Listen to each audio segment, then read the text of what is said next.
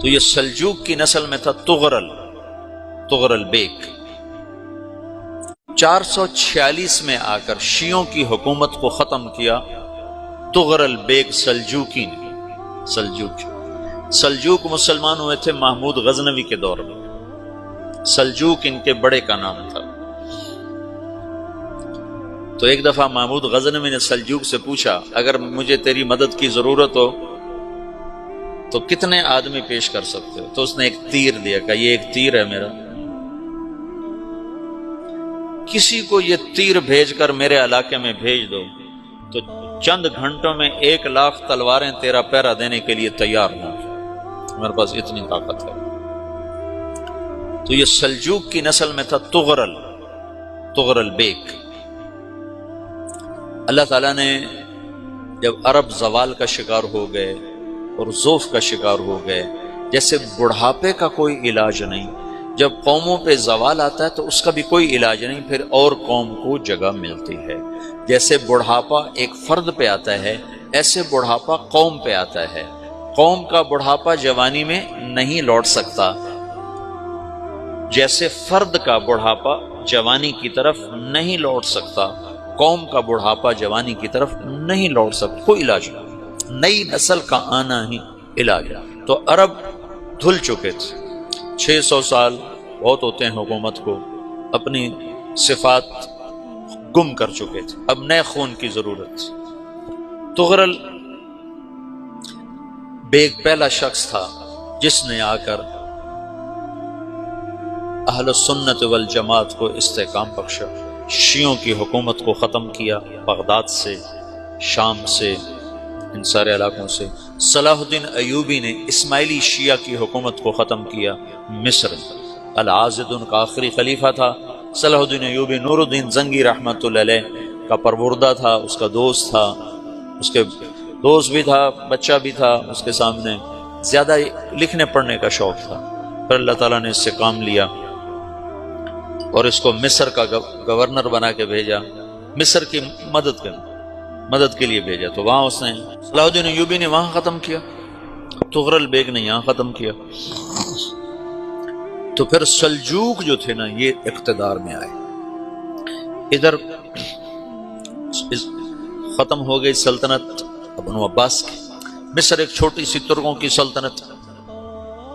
تو اللہ تعالیٰ پھر مرکزیت کے لیے ایک نظام چلا ہے، 2 لشکر آپس میں لڑ رہے ہیں ایک میدان میں، ایک جنگلی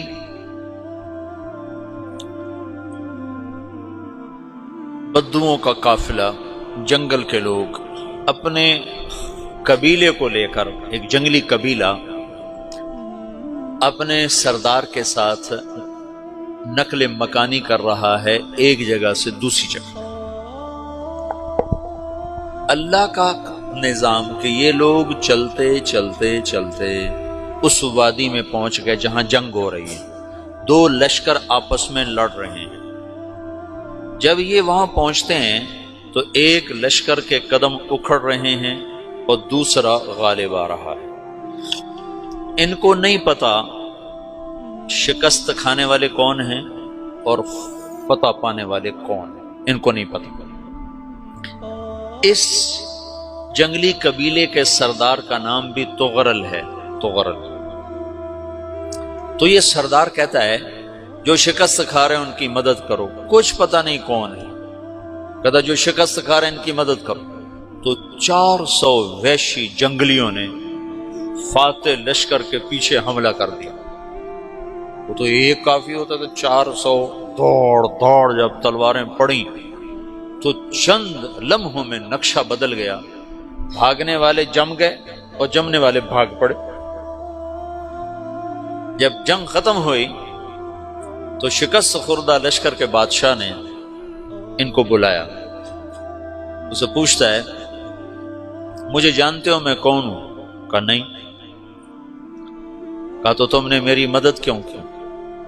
کہا انسانی ہمدردی کی وجہ سے، تمہیں شکست ہو رہی تھی اس لیے تمہاری مدد کی۔ اور اس نے اپنا تعارف کرایا، میں ہوں سلیمان سلجوقی، ترکی کا بادشاہ۔ مسلمانوں کا لشکر تھا اور تاتاریوں سے شکست کھا رہا تھا۔ تاتاری فتح پا رہے تھے، مسلمان شکست کھا رہے تھے، تو وہ اللہ کی غیبی مدد بن کر آئے۔ تو وہ اس سے کہتا ہے میرے ساتھ رہنا پسند کرو گے؟ تم نے میرے اوپر احسان کیا ہے، میں اس کا بدلہ دینا چاہتا ہوں، میرے ساتھ رہنا پسند کرو گے؟ کہنے کا کر لوں گا۔